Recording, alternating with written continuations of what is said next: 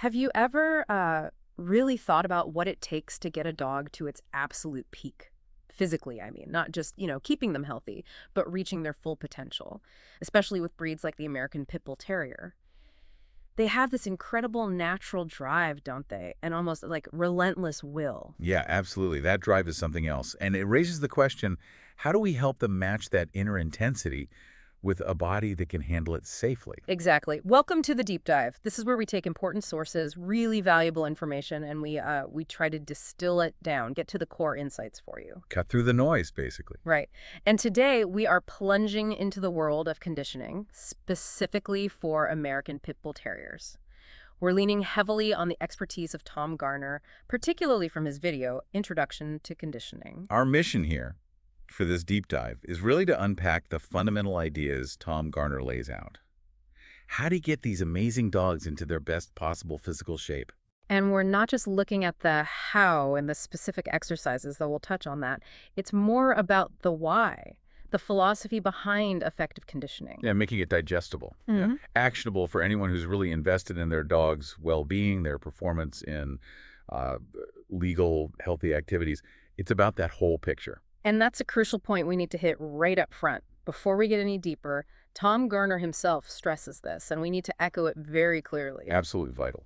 This discussion, this deep dive, is not about promoting anything illegal. Zero. Our only focus here is understanding how to get a dog into peak physical condition for a whole range of legitimate, legal, and honestly fun activities. Right, things like weight pulling. Yeah, weight pulling, treadmill racing, which Yeah. is surprisingly intense. Wall climbs, too, showcasing that power. Definitely. Even things like hunting, where it's legal, of course, where different kinds of dog shows where conditioning is actually judged and appreciated. Fundamentally, it boils down to ensuring the dog is prepared, healthy, durable, ready for whatever physical challenge they might legally face. So they can excel, but also stay safe, right? Avoid injuries. Exactly. You wouldn't step into a boxing ring or, run a marathon without training, would you? Of course not. You'd be asking for trouble. Well, it's the same principle. We owe it to these dogs, especially given their drive, to provide that physical readiness. It's about respecting that incredible will they have. Giving them a body that can actually keep up. Prevent those injuries that can happen when drive outpaces physical capacity. It's about quality of life, really, not just performance. Okay, so let's get into the core of it.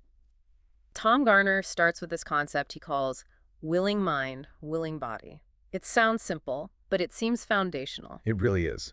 He explains that the inherent nature of these dogs, the APBT specifically, is this intense will, this drive to do whatever they set their minds to, often pushing it to the extreme. Like they just don't quit. Pretty much.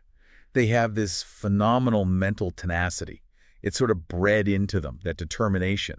It's core to who they are. So where does the willing body part come in? What's the link?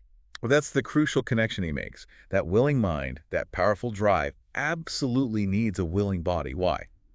To prevent injury, first and foremost. Right. Makes sense. But also to maximize performance in whatever they're doing, and ultimately just to live a fulfilling life that actually matches that intense inner drive. So it's not just about avoiding getting hurt, it's also about fulfillment. Exactly. Think about an incredibly driven dog whose body can't keep up isn't just physically limited, it's potentially mentally frustrated too. I hadn't thought of that. Like pent-up energy with no safe outlet. Kind of, yeah. Yeah. It could lead to anxiety, maybe even behavioral issues if those natural urges aren't met because the body isn't up to it. So conditioning becomes part of their mental well-being too. That's a really interesting angle. It's ethical ownership then. Right. Understanding what the breed needs. It is. It's about empowering them to express who they are safely. So this willing mind, willing body idea, it really puts the responsibility on the owner, doesn't it? Completely. Garner says it's up to us, the owners, to arrange circumstances and provide opportunities for them to reach that level of fitness. It doesn't just happen. No way. It takes deliberate, consistent effort, understanding what they need. It's creating a whole lifestyle, really, not just a training plan. This brings up that classic debate, right? Pedigree versus effort, genetics versus hard work. Yeah, and Garner's very clear on this, the pedigree. That provides the framework to build on. It gives you the genetic potential, the blueprint for what could be a great athlete. The raw material. Exactly. Right. But, and this is his key point, that framework alone isn't enough. Yeah. It absolutely demands time and work from the owner. So you could have the best bloodline in the world. And if you don't put in the conditioning work, that potential stays locked away. Or worse, the dog's drive pushes it past its physical limits, and snap, you've got an injury. So it's the human commitment that unlocks the genetic promise. Precisely. The dedication to building that willing body to match the willing mind. Now, Garner takes this idea of fitness and expands it. He says it's fundamental for a higher quality of life, not just for dogs, but for, well, everyone, all living things. Yeah, he has this line, life exists on a higher plane whenever we are fit and healthy. It's not just about being able to do more physically. It's about an enhanced state of being. Feeling more alive, maybe? I think so. He talks about the personal benefits we feel when we're fit. Better self-esteem, for one. Sure, you feel better about yourself. Increased mental clarity, like your brain just works better, sharper focus, better blood flow to the brain, which helps cognitive function overall. Okay. And just that general sense of well-being, Yeah. confidence. He even mentions, kind of humorously, liking what you see in the mirror when you're working out. Yeah. Those are real benefits. They're fundamental, he argues. They help you tackle life with more energy, more resilience. And he says this applies directly to our dogs. Directly. If we hold our dogs in the highest esteem, as he puts it, shouldn't we want the highest quality of life possible for them? Logically, yes. And that includes optimal health, the durability that comes with fitness, being able to engage with the world confidently. It's about empowering them to be more physically capable, more alive. Having that enhanced sense of well-being that comes from peak condition, it shows how much our choices impact their whole existence. Absolutely. He even quotes from a resource, The Conditioning Issue, which sounds like we need to talk more about later. Definitely. He quotes, to be physically fit is a state of excellence that empowers one to be more physically capable, more alive, and have an enhanced sense of well-being and confidence. One can also expect to live longer through fitness. A fit world is a happier, healthier, more satisfied world. Wow, that's a broad statement. Fitness as a universal good. It really shows his holistic view. It's bigger than just one dog or one person. What's interesting and kind of funny is how he then flips it back on the owners. He has this fit people, not fat people principle. Huh? Yeah, he throws down a challenge, doesn't he? Playful, but serious. He wants owners to apply these same principles to themselves. Like practice what you preach. Exactly. He even mentions their annual event, the Bulldog Hill Pig, picking the 11th one, last Saturday of July, apparently. He uses it as a benchmark. A benchmark for the owners. Yeah, for owners to show up and demonstrate their own fitness alongside their dogs being shown in the confirmation event. It's accountability. That's brilliant. So you got to walk the walk, literally. Get yourself in shape, too. It's clever, right?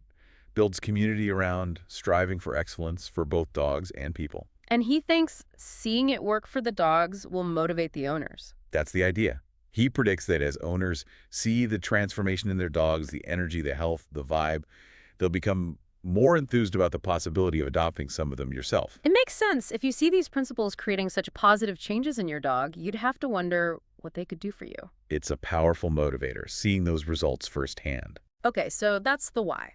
The philosophy of fitness, the willing mind needing the willing body, and how it benefits everyone. Now let's get into the how, the core principles. He starts with something called thinking in an evolutionary context. Yes, and this is huge. He calls it a powerful way of thinking, a vital tool for figuring out what's true, what really works for dogs. How does it work? It involves looking back, looking at the traditional patterns and rhythms of dogs and their ancestors, wolves primarily, trying to understand what was highly related to success for them in the wild. Success meaning survival, hunting. Exactly. Survival, hunting, thriving in their natural environment. If we understand those ancient successful patterns, we can gain really practical insights for our dogs today. So it's like using nature's blueprint. That's a great way to put it. It cuts through a lot of modern fads or, misconceptions because it's grounded in what actually worked for millennia. It's not just about diet either. Yeah. It can inform how we think about their exercise needs, social needs, mental stimulation. Okay, interesting. So what's the first big application of this evolutionary thinking? Feeding. Specifically feeding time and frequency in relation to work. Right, he paints that picture of the wolf. It doesn't work out for aesthetics, does it? Nope. A wolf works because he's hungry. Gets running down prey. That immediately establishes a natural cycle. Work, hunt, then rest and recovery, all driven by the need for calories. Energy expenditure is purposeful. Precisely. And this leads to a really key insight. There's an inverse relationship between how intense work sessions should be and how often they should be. Inverse relationship. So more intense means less often. Exactly. Think about it as examples. A fox hunting little field mice needs to hunt maybe 10 times a day. Each hunt is relatively low intensity, low reward. So the fox is built lean, agile, constantly active. Okay. Compare that to a wolf pack taking down a deer. That's an intense, explosive effort. But the reward, enough food for a few days. So they work hard, then rest hard. Right. Totally different body type. More power, more muscle, and totally different work-rest cycles. These body types and cycles are dialed in by different diets and different work-rest cycles over evolutionary time. So how does this translate to feeding our dogs? What's the practical takeaway? The big one is work the dog on a fully empty stomach. Empty stomach. Why? Look at how the wolf eats prey. Garner describes it. First, the stomach contents, then the organs, then the muscle meat. There's a reason for that order. Okay, why the stomach contents first? Isn't that just grass and stuff? It's pre-digested carbohydrates, already broken down into what he calls glucose polymers. Glucose polymers, like slower burning carbs, not simple sugar. Exactly. They provide immediate energy to raise blood sugar after the exertion of the hunt, stopping the wolf from being vulnerable, but it's a more sustained energy release than pure sugar. It helps them recover and maintain drive. Ah, okay. Fueling recovery right away. Yes, but it's more than just carbs. That stomach content, the tripe, is full of digestive enzymes, beneficial bacteria probiotics, which are great for gut health, and the organs, like liver, are packed with high-quality fats, proteins, vitamins, minerals. It's a complete nutritional power pack. Nature's recovery meal, basically. You got it. Delivered efficiently. So for our dogs, the application is work them when they're empty. How do we know when they're truly empty? He gives a practical, if slightly old-school method, the canned corn test. The corn test. What's that? You feed a little bit of canned corn with their meal. Corn is digested, right? All So right. you just time how long it takes from when they eat it to when you see it Yeah. come out the other end. Okay. A bit graphic, but I get it. It gives you a precise measurement of that specific dog's digestive transit time, because it can vary quite a bit. Once you know that time, you know when they'll be genuinely empty and ready for intense work. Which prevents discomfort, maybe even bloat, and optimizes performance. Yeah, exactly. And this leads directly to his preference for feeding frequency. Let me guess, based on the wolf cycle, probably not multiple small meals. You got it. He prefers feeding once a day. Once a day. Why? His logic follows from the empty stomach principle. If you feed twice a day, say 12 hours apart, the dog is never going to be empty for a really intense workout. There's always something processing. Hindering peak performance. Right. Feeding once a day creates a clear window, that X number of hours based on your corn test, where the dog is fully empty, fully recovered digestively, and truly ready for demanding work. It mimics that natural feast and famine, work and rest rhythm. Okay, that makes a lot of sense when you think about it through that evolutionary lens. Optimize the internal state for the task. Precisely. All right, principle number 2. This one, he says, is vitally important, but is so often overlooked. Specificity of training, doing the same kind of work. Yeah, this is basic exercise science, but somehow gets missed with dogs sometimes. The core idea is super simple. Train for what you want the dog to do, meaning use the same kind of work that you need to excel in whenever you are actually doing the event that you're training for. Replicate the movements, the muscle groups, the energy systems. He uses a human analogy, right? Yeah, a really clear one. An Olympic marathon runner doesn't prepare by powerlifting. It's counterproductive. Builds the wrong kind of muscle, hampers endurance adaptations. And a powerlifter doesn't run 10 milers. Exactly. Vastly different activities demand vastly different specific training. You train the body for the specific task. Which brings us to the treadmill myth. Ah, yes. The belief that you can just treadmill a dog and create fitness in areas that are generic and comprehensive, like it's a magic bullet for all-around fitness. People think miles on the mill prepares them for anything. That seems to be the misconception. But Garner points out the reality is different. Too much treadmill work, he says, does more harm than good. Because if all the dog does is run straight ahead on a treadmill, its other abilities, like jumping, turning quickly, pulling, using stabilizing muscles, they don't just fail to improve, they will actually diminish. So you get a dog that's good at running straight, but maybe clumsy or weak in other ways. That's the idea. He says owners complain that after months of heavy treadmill work, the dog lacks the agility or strength they hoped for. He calls it only common sense, not rocket science. Train for the event by doing the event or something very similar. Exactly. He jokingly suggests maybe the myth persists because they sell treadmills. It's convenient, accessible, but limited for building comprehensive functional fitness. But treadmills aren't totally useless, are they? No, he clarifies that. Treadmill work can be useful, especially for initially establishing a base of fitness, getting that cardiovascular endurance up. It can be very good for that, particularly if you don't have other options. A starting point, not the whole program. Right. And he adds that actual running, off-leash if possible, is even better than treadmill. Why better? More natural movement, varied terrain, uses more stabilizing muscles, more engaging for the dog mentally. But he acknowledges not everyone has the space or a dog with the temperament for safe off-leash running, needs that great relationship so they don't just bolt. Okay, so specificity. He gives an example, right? The chain dragging. Yes, Yeah. This is from his yard manager, Brad. It perfectly illustrates the principle. Brad has dogs drag some chains around a 1-mile loop. So sustained strength endurance work, very specific. And here's the observation. A dog that's super treadmill can run for ages on the mill, will initially struggle with that chain dragging. Really? Even if it has good cardio? Yeah, because it's a different kind of work. It uses different muscles, requires core stability, that specific pulling strength and drive against resistance. It's not just running. Different muscle engagement, different energy systems. Exactly. But the cool part is the transformation. After just a couple of weeks doing the chain drag, maybe 1 or 2 times per session every couple of days, that same dog becomes a different animal. Goes from struggling to... Being quite adept at it. Moving smoothly, powerfully, it shows that general fitness is just the foundation. Real capability, true preparedness for a specific task comes from targeted, specific effort. It really challenges that any exercise is good exercise ideal. You need a purpose-driven plan. Absolutely. So the progression he suggests is start with general endurance, treadmill or running. Build that base. Right. Then add specific strength work, like the chain dragging example, to create a more comprehensive base covering both strength and endurance. And only then do you get into the really fine-tuned stuff. Exactly.